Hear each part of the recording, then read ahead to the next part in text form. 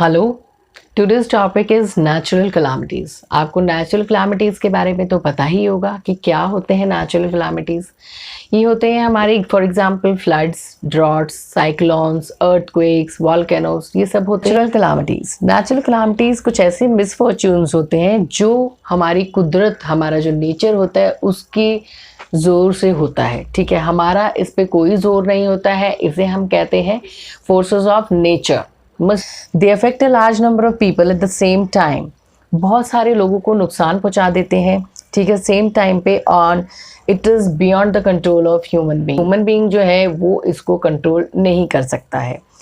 कई कबार ये इतना भयानक हो जाता है कि भाई हम इसको ना किसी की लाइफ को, ना किसी की वेल्थ को, ना किसी की प्रॉपर्टी को रिपेयर कर सकें। They include floods, cyclones, droughts, earthquakes, epidemics, volcanoes etcetera. Let us know about some of them. सबसे पहले हम बात करते हैं फ्लड्स की। फ्लड्स जो होते हैं वो पोटेंशियल नेचुरल कैलामिटी है। हर साल जब रेनी सीजन होता है तो हैवी रेन्स आती हैं, जिससे कि रिवर्स जो होती हैं वो ओवरफ्लो हो जाती हैं और सीरियस प्रॉब्लम्स हो जाती हैं, जैसे कि क्रॉप्स वगैरह जो होते हैं वो डिस्ट्रॉय हो जाते हैं, प्रॉपर्टी डैमेज हो जाती है, कैटल वगैरह जो होते हैं वो डूब जाते हैं, ह्यूमन बींग्स डूब जाते हैं, बहुत सारी प्रॉब्लम्स हो जाती हैं।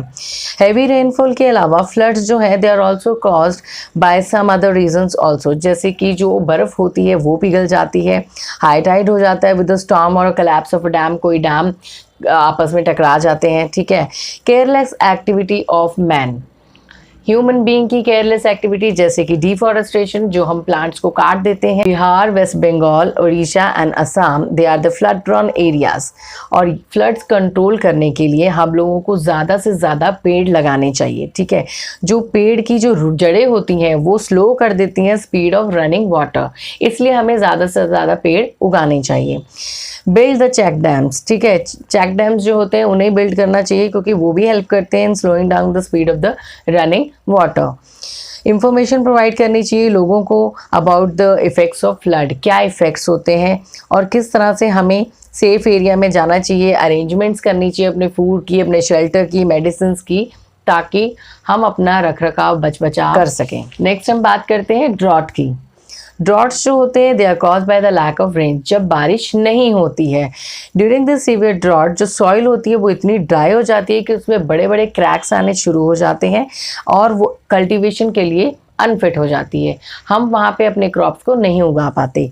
सिचुएशन इतनी खतरनाक हो जाती है कि वहाँ हम फूड ग्रेन्स को नहीं उगा पाते हैं और जो ह्यूमन बीइंग होता है अपना पेट नहीं पाल सकता तो अपने पशुओं का, अपने कैटल्स का कैसे ध्यान रखेगा, तो वो भी मरना शुरू हो जाते हैं।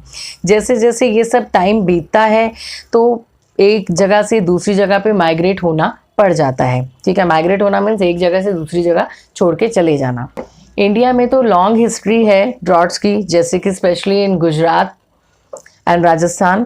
बहुत सारे मेजर्स हमें लेने चाहिए ताकि ये जो ड्रॉट है ये ना हो।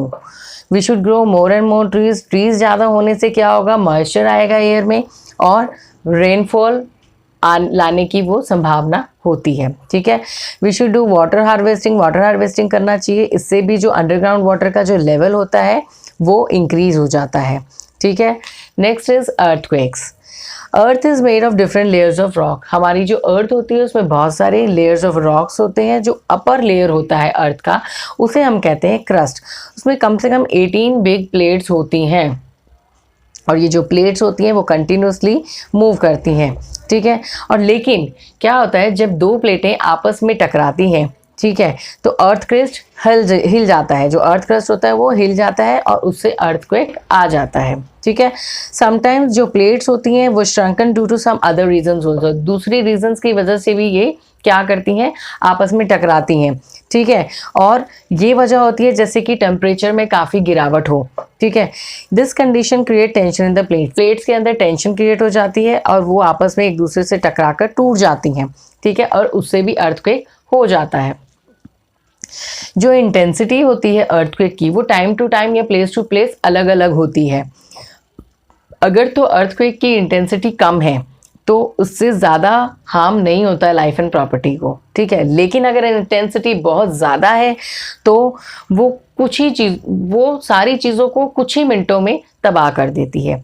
सीस्मोग्राफ एक ऐसा डिवाइस है जिससे हम अर्थक्वेक की इंटेंसिटी को माप सकते हैं, ठीक है, on the Richter scale. India ने बहुत सारे अर्थक्वेक एक्सपीरियंस किए हैं, जैसे कि ऑन जनवरी 26, 2001 अहमदाबाद में इन भुजन गुजरात 20,000 जो पीपल थे they lost their lives and property, ठीक है, 30 बिलियन रुपीस का वहां नुकसान हो गया, ठीक है, within a few seconds. और on 30th of September 1993 Latur in Maharashtra, वहाँ पे अर्थक्वेक एक्सपीरियंस किया गया था। Thousands of people were killed and created a breach of 2 kilometres in the earth, ठीक है, खड्डा कर दिया था 2 किलोमीटर्स का। जब भी अर्थक्वेक होता है तो हमें अपने अपने घरों से बाहर आ जाना चाहिए। हमें ऐसे ऑब्जेक्ट्स के नीचे बैठना चाहिए जैसे कि टेबल हो गए, ठीक है। We should keep our self away from the electrical pole और ट्री। इलेक्ट्रिकल पोल से या ट्री से हमें दूर रहना चाहिए, क्योंकि हिलने से धरती जब हिलती है वो भी टूट के गिर जाते हैं। रोल ऑफ इंडिविजुअल्स, हमारा इंडिविजुअल का क्या रोल है? We as the individual can help people hit by natural calamities in many ways. जैसे कि हमें अपने रिलेटिव्स और फ्रेंड्स को encourage करना चाहिए in rebuilding the lives of the victims. जितने भी victims हैं उनको हम help कर सकें, ठीक है, उन्हें हम उनके लिए food items collect करें, कपड़े, utensils, medicine, shoes, bandages, life saving drugs, bed sheets, towels, blankets, kits, इन सबको हम ये दे सकें, ठीक है। Contacting their relatives and friends, उनके जो रिलेटिव्स और फ्रेंड्स हैं उनको मिलवाने के लिए उनकी मदद कर सकें। हम इन विक्टिम्स की लाइफ को बचाने के लिए ब्लड डोनेट कर सकते हैं, टेंट प्रोवाइड कर सकते हैं ताकि ये अपने शेल्टर्स बना सकें, पैसा इनके लिए इकट्ठा कर सकते हैं ताकि एक मॉनेटरी हेल्प इनको दे सकें। Role of the community, community का क्या रोल है? बहुत सारी नेशनल, इंटरनेशनल और नॉन गवर्नमेंट ऑर्गेनाइजेशंस होते हैं जो इन कम्युनिटी की बेटरमेंट के लिए रक्षा करते हैं, वर्क करते हैं। Some of them are United Nation Children's Fund, Indian Red Cross Society, Volunteers for Indian Development and Empowerment, Fight the Drought Firm. They play, ये बहुत ही इंपॉर्टेंट रोल प्ले करते हैं in providing relief and support to the victims of the natural calamities. वो organise करते हैं concerts को, exhibitions को, ताकि फंड इकट्ठा हो सके and to create awareness among the people, लोगों के बीच जागरूकता पैदा हो, ठीक है। डोनेशन कलेक्ट करते हैं, food items, clothes, medicine, tents, और ये विक्टिम्स को भिजवा देते हैं।